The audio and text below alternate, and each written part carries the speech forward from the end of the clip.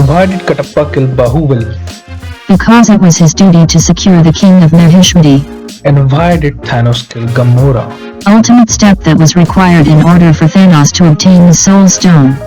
When is the next Cricket World Cup happening? 2023. Who do you think is gonna be the next Prime Minister of India?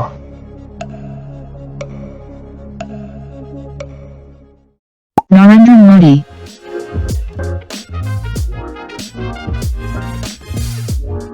Hey everyone, I hope everyone is doing really good and is staying safe. तो दोस्तों, जो आपने demo में देखा वो हम अब बनाने वाले हैं, यानी कि एक ऐसा प्रोग्राम जो आपके क्वेश्चंस का आंसर दे दे। ऐसे हर प्रोग्राम को हम कहते हैं question answering system, automatic QA system.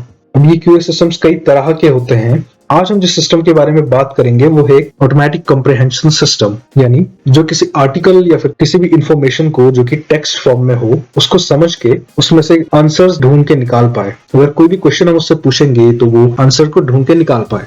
तो आइए एक एग्जांपल देखते हैं इसका।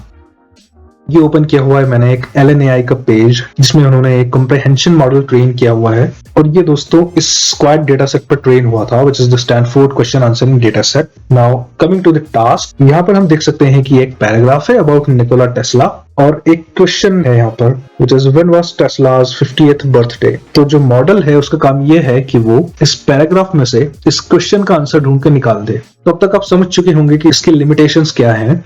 बेसिकली इस क्वेश्चन का आंसर इसमें होना ही चाहिए, तभी वो ढूंढ कर निकाल पाएगा। तो चलिए इसको मैं सबमिट करता हूं और आउटपुट देखते हैं अब। और आउटपुट निकला 1906, व्हिच इज करेक्ट, क्योंकि टेस्ला का 50th बर्थडे 1906 में था। When did Tesla demonstrate the 200 HP turbine? Submit. और काफी करेक्ट आंसर दिया है on his 50th birthday in 1906। तो ये सिस्टम हम आपको सिखाने वाले हैं कि किस तरह से बनाया जाए। और दोस्तों, इसको बनाने के लिए आपको एटलीस्ट पाइथन के बेसिक्स आने चाहिए। और आज हम डीप में नहीं जाएंगे, हम उसके मैथमेटिक्स में नहीं जाएंगे कि ये सिस्टम कैसे काम करता है। हम आपको सिखाएंगे कि पाइथन के द्वारा और पाइथन के लाइब्रेरीज के द्वारा ये कैसे किया जा सकता है। तो दोस्तों, 2016 में एक सक्सेसफुल अप्रोच इस टास्क के लिए आई थी। उस पेपर का नाम था बाई डायरेक्शनल अटेंशन फ्लो। उसके बाद काफी सारे आर्किटेक्चर्स देखने को मिले और ट्रांसफॉर्मर सामने आए, और फिर ट्रांसफॉर्मर के डेरिवेटिव आर्किटेक्चर जैसे कि BERT, GPT-2, GPT-3 और BERT के भी काफी सारे डेरिवेटिव्स आ चुके हैं, जो कि नेचुरल लैंग्वेज प्रोसेसिंग में काफी ज्यादा सक्सेसफुल साबित हुए हैं। तो दोस्तों, आज जो मॉडल हम यूज करने वाले हैं वो एक प्री ट्रेन मॉडल है जो कि BERT से मिलता जुलता है। दोस्तों, उसे कहते हैं रॉबर्टा। और दोस्तों, ये ट्रांसफॉर्मर्स, BERT, रॉबर्टा, GPT-2 ये सब काम कैसे करते हैं, इसका डिटेल हम आने वाली वीडियोस में समझाएंगे with the mathematics behind it. लेकिन आज का वीडियो सिर्फ प्रैक्टिकल के लिए है कि आप प्रैक्टिकली कैसे इसको इंप्लीमेंट कर सकते हैं पाइथन में विदाउट इवन नोइंग कि ट्रांसफॉर्मर्स कैसे काम करते हैं। तो इस वीडियो के लिए एटलीस्ट आपको डिटेल्स की चिंता करने की जरूरत नहीं है। प्लीज साथ साथ में कोड करते जाइए और आपका सिस्टम 5 मिनट में तैयार हो जाएगा। तो चलिए बिना समय गवाए शुरू करते हैं। तो जिस लाइब्रेरी का हम यूज करने वाले हैं वो है हगिंग फेस लाइब्रेरी, और उसका नाम है ट्रांसफॉर्मर्स। इस लाइब्रेरी में काफी सारे प्रीट्रेन्ड मॉडल्स और टोकनाइजर्स डिफरेंट टास्क्स के लिए ऑलरेडी ट्रेन्ड आपको मिल जाएंगे। तो आप सिंपली उनकी लाइब्रेरी का यूज करके इन मॉडल्स के फंक्शनैलिटी का फायदा उठा सकते हैं। आइए देखते हैं कैसे। तो जो मॉडल हम यूज करने वाले हैं उसे कहते हैं रॉबर्टा बेस स्क्वाड 2, जिसमें रॉबर्टा उस आर्किटेक्चर का नाम है दोस्तों, और स्क्वाड 2 दोस्तों उस डेटा सेट का नाम है जिस पर ये ट्रेन हुआ था ओरिजिनली फॉर क्वेश्चन आंसरिंग। और अगर आप थोड़ा और स्क्रॉल करेंगे तो आपको इसका एक बेसिक सा एग्जांपल मिल जाएगा कि किस तरह से इससे क्वेश्चन आंसरिंग करवाई जा सकती है। तो चलिए इसको कोड करते हैं और समझते हैं। तो सबसे पहले आपको कोई कंसोल ओपन कर लेना है जहां पर आप PIP का यूज करके पाइथन के लाइब्रेरीज इंस्टॉल कर सकते हैं, जो कि मेरे केस में एनाकोंडा है। तो टाइप कीजिए PIP इंस्टॉल ट्रांसफॉर्मर्स, और मेरे केस में ऑलरेडी डाउनलोडेड है तो ये डाउनलोड नहीं होगी फिर से। तो आप देख सकते हैं कि इसका लेटेस्ट वर्जन डाउनलोड हो चुका है। तो चलिए अब IDE पर चलते हैं, जो कि स्पाइडर है, मेरा फेवरेट IDE। तो सबसे पहले इंपोर्ट करते हैं पाइपलाइन को फ्रॉम ट्रांसफॉर्मर्स और इसको रन कर लेते हैं कंट्रोल एंटर करके।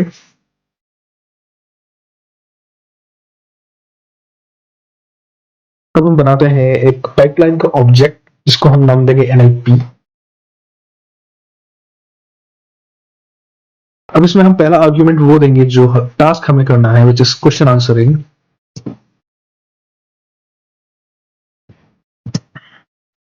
इसके बाद उस मॉडल का नेम जो हमें यूज करना है, तो मॉडल के नेम में जाएगा डीप सेट / रॉबर्टा बेस स्क्वाड 2 और एक टोकनाइजर हमें चाहिए होगा और जिसका नेम भी सेम होगा। Copy and paste. ओके, अब इस लाइन को भी रन कर लेते हैं। अगर आप फर्स्ट टाइम इसे यूज कर रहे हैं तो ये मॉडल को डाउनलोड करने में थोड़ा सा टाइम लेगा।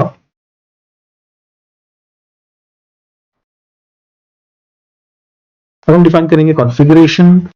कॉन्फ़िगरेशन में दोस्तों वो डिटेल्स जाएंगी कि आपको कौन सा क्वेश्चन पूछना है और किस पैराग्राफ में से आपको उसका आंसर चाहिए। और कॉन्फ़िगरेशन जो है वो एक डिक्शनरी टाइप का वेरिएबल होगा। तो इस कॉन्फ़िगरेशन में एक क्वेश्चन की डालते हैं, की है क्वेश्चन, और उसकी वैल्यू होगी वो सवाल जो हमें से पूछना है इंग्लिश में ऑफ कोर्स। और ये क्वेश्चन एक स्ट्रिंग टाइप का वेरिएबल होगा। तो लिखते हैं हु इज टोनी स्टार्क। अब क्वेश्चन तो हमने टाइप कर दिया, अब हम उसको वो इन्फॉर्मेशन देंगे जहां से उसे आंसर ढूंढना है, जहां से वो आंसर हमें बता सकता है। तो वो एक कॉन्टेक्स्ट नाम की की के अंदर स्टोर होगा। तो आइए पैराग्राफ बना लेते हैं जो कि टोनी स्टार्क के बारे में होना चाहिए। उसमें क्लियरली मेंशन होना चाहिए कि कौन है टोनी स्टार्क।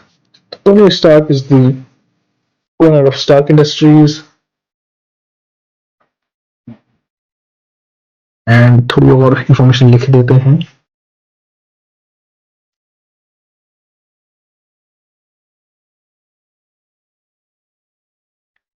तो चलिए इसको भी रन कर लेते हैं विद कंट्रोल एंटर। अब ये जो NLP ऑब्जेक्ट हमने बनाया था इसका यूज करते हैं दोस्तों। तो रिजल्ट्स इक्वल्स टू NLP, उसके अंदर एज एन आर्ग्यूमेंट हम डाल देंगे वो कॉन्फिग डिक्शनरी जिसमें हमने क्वेश्चन और पैराग्राफ को डिफाइन किया है। और अगर मैं देखना चाहूँ कि रिजल्ट कैसा दिखता है तो रिजल्ट लुक्स लाइक दिस। तो आंसर में उसने दिया है कि the owner of Stark industries.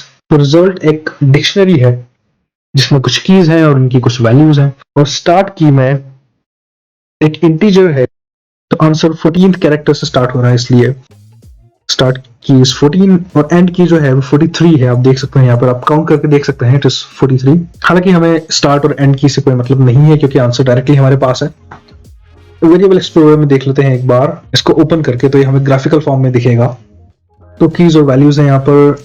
और ये जो स्कोर है दोस्तों वो एक काइंड ऑफ कॉन्फिडेंस स्कोर है कि मॉडल कितने कॉन्फिडेंस के साथ कह रहा है कि दिस इज द आंसर। तो चलिए अब एक बड़ा सा पैराग्राफ इंटरनेट से निकाल कर उस मॉडल को देते हैं। Let's talk about Mughals. आगे इसको ओपन करते हैं एंड इस इंफॉर्मेशन को हम कॉपी कर लेंगे और यहां पर एज अ स्ट्रिंग हम पेस्ट कर देते हैं।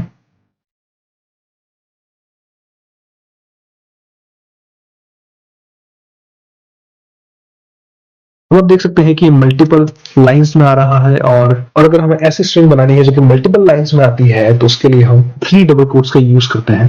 अगर आपने स्ट्रिंग्स पर वीडियो नहीं देखी तो जाकर देख लीजिए। तो अभी हमारे पास थोड़ा सा बड़ा पैराग्राफ है, उसमें से इसको आंसर ढूंढना है। तो दोस्तों यहाँ तो हमने इस पैराग्राफ को पूरी तरह से एडिटर में ही टाइप कर दिया, लेकिन अगर हमें रियल वर्ल्ड एप्लीकेशंस के लिए कोई ऐसा सिस्टम बनाना है तो उसके लिए हम चाहेंगे कि जो इन्फॉर्मेशन, जो पैराग्राफ है ये, वो थोड़ा सा डायनामिक हो, यानी हम जब चाहें उसे चेंज कर पाए विदाउट टचिंग द कोड, यानी कोड में चेंजेस किए बिना भी उसको चेंज कर पाए। तो हम इस पैराग्राफ को, हम इस इंफॉर्मेशन को एक फाइल में स्टोर करवा लेंगे।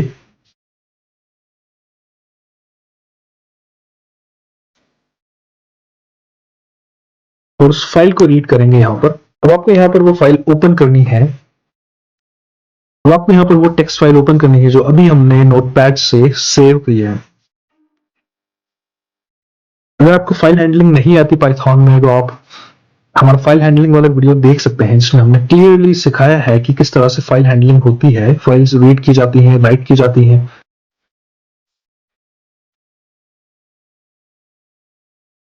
तो ये फंक्शन हमें स्ट्रिंग के फॉर्म में उस फाइल के कंटेंट्स हमें दे देगा। और क्वेश्चन थोड़ा सा बदल देते हैं जो कि इस पैराग्राफ के अंदर मिलेगा हमें। तो where did the Mughals When did the Mughals invade India? Control enter और रिजल्ट को रन करते हैं। अब तो थोड़ा सा टाइम लेगा आंसर ढूंढने में और आई थिंक आंसर रेडी है। रिजल्ट को एग्जामिन करते हैं और द आंसर इज 1526। अब देख सकते हैं जो कि करेक्ट है। अब चलिए इसको वेरीफाई करते हैं एक बार, और ये यहाँ पर हमें मिल गया, which is The Mughal Empire is conventionally said to have been founded by Babur in 1526। तो सबसे पहले इस कोड को एक फंक्शन में हम डाल देते हैं ताकि हम इसका बार बार यूज कर पाए। तो एक फंक्शन डिफाइन करते हैं गेट आंसर, और ये इनपुट में लेगा एक क्वेश्चन जो कि एक स्ट्रिंग होगा। और अगर आप फंक्शंस के बारे में नहीं जानते तो हमने फंक्शंस पर भी एक वीडियो बनाया है, आप जाकर देख सकते हैं और डिटेल में समझ सकते हैं कि फंक्शंस क्या होते हैं और रिटर्न वैल्यूज क्या होती हैं। इस केस में हम रिटर्न करवा रहे हैं रिजल्ट को, और इस क्वेश्चन को हम रिप्लेस कर देंगे उस क्वेश्चन वेरिएबल से जो कि ये फंक्शन इनपुट में ले रहा है। रिमेंबर, ये एक स्ट्रिंग रहेगा और हम इसका टाइप स्पेसिफाई कर देते हैं। वैसे इंपॉर्टेंट नहीं है कि हम टाइप स्पेसिफाई करें पाइथन में, लेकिन अगर कर देंगे तो इससे काफी सारे फायदे हैं। इसको टेस्ट करने के लिए एक बार फंक्शन को कॉल कर लेते हैं।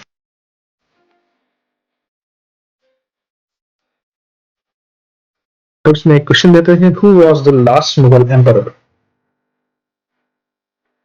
तो इसको रन करते हैं, कंट्रोल एंटर, और रन हो चुका है।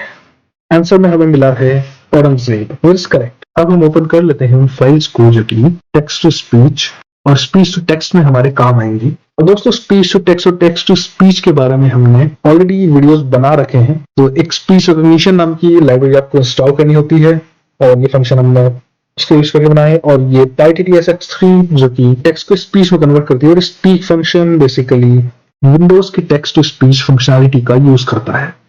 हमें उन फाइल्स को इंपोर्ट करना होगा, उन फंक्शंस को और उन क्लासेस को मॉड्यूल से इंपोर्ट करना होगा।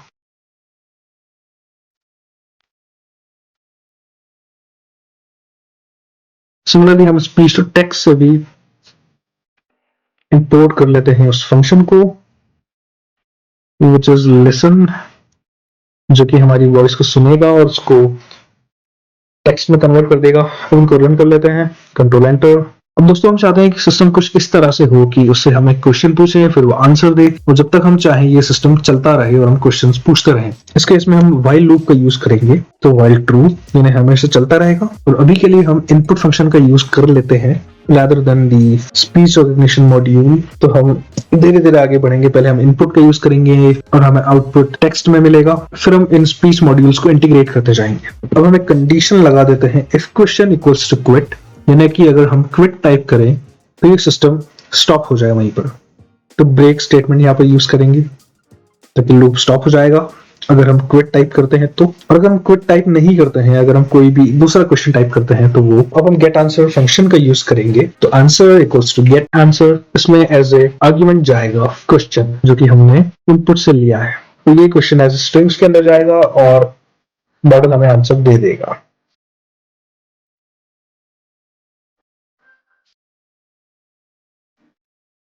प्रिंट करवाते हैं आंसर को सिंपली। अब इसको अगर हम रन करेंगे यूजिंग कंट्रोल एंटर, तो प्रॉम्प्ट आ चुका है हमारे पास। तो चलिए क्वेश्चन टाइप करते हैं, who was the last Mughal emperor. Enter. मेरी वार्निंग्स को आप इग्नोर कर सकते हैं, और आंसर दे दिया उसने औरंगजेब। तो चलिए अब हम चाहते हैं कि यही आंसर जो हमने प्रिंट करवाया वो अब हमें सिस्टम से बुलवाएं।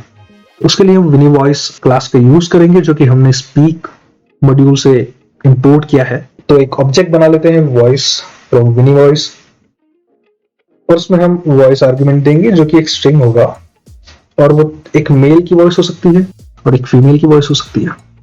तो इसको कंट्रोल एंटर करते हैं और इसको रन करते हैं, तो आप देख सकते हैं कि it is using male voice from 2 available voices. तो यहाँ पर आपको 2 वॉइसेस मिलेंगी, मेल और फीमेल। और हम अब अगर फीमेल वॉइस को इंस्टेंशिएट करें तो ये फीमेल वॉइस यूज करेगी। चलिए इसी वॉइस को यहाँ पर यूज करते हैं, देख लेते हैं क्या फंक्शन था वो, voice dot speak. Okay, so voice dot speak, और इसमें एज एन आर्ग्यूमेंट जाएगा वो स्ट्रिंग जो कि हमें उससे बुलवानी है, राइट। तो आंसर, अभी आंसर को बोल कर हमें सुनाएगा।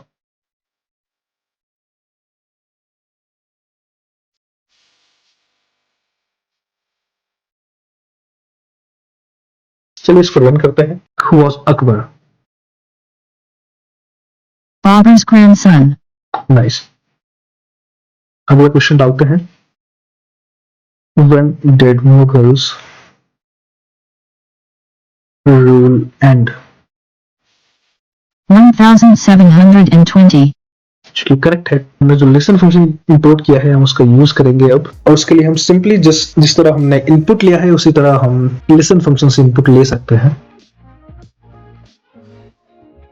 क्वेश्चन इक्वल्स टू लिसन, और इस फंक्शन को हम कॉल करेंगे यहां पर, ब्रैकेट्स देकर।